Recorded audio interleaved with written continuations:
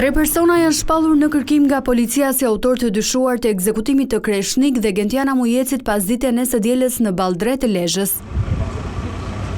Pasi janë kqyrur disa pamje filmike nga vendngjarja, policia ka shpallur në kërkim Renato Mhillaj, 23 vjeç, Florin Mhillaj, 36 vjeç dhe Adriano Mhillaj, 22 vjeç.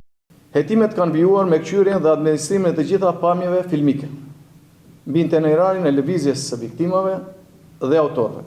Analizimin e çdo prove materiale dhe si rezultat është identifikuar njëri prej automjetëve të përdorur nga autorët i markës Audi A4.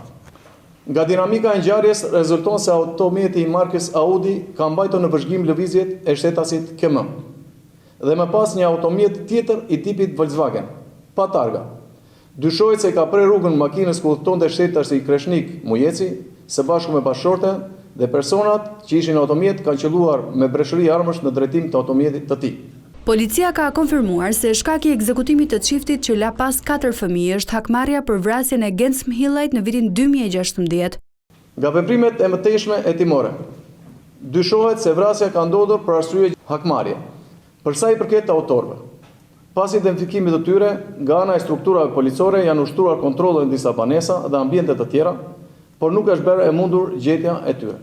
3 autorët, djali Gens Mhillajt, Renato, nipi i tij Florini dhe Adriano një i afërm, dyshohet se organizuan sulmin për të marrë hak ndaj Kreshnik Mujecit, pikërisht për vrasjen e tij të 10 viteve më parë. Kreshnik Mujeci ishte hetuar për ekzekutimin e Gens Mhillajt në malin e Jushit në Shkodër dhe një vit pas ngjarjes ai dhe vllai i tij Lin Mujeci u arrestuan si të dyshuar. Krimi në atë kohë ndodhi pas një konflikti për motive të dobta, por në vitin 2018 gjykata e shkallës së parë në Shkodër i shpalli të pafajshëm të dy, ndërsa një vit më pas edhe apeli la në fuqi këtë vendim. Çështja u rikthye për rigjykim nga gjykata e lartë në tetor të vitit 2024.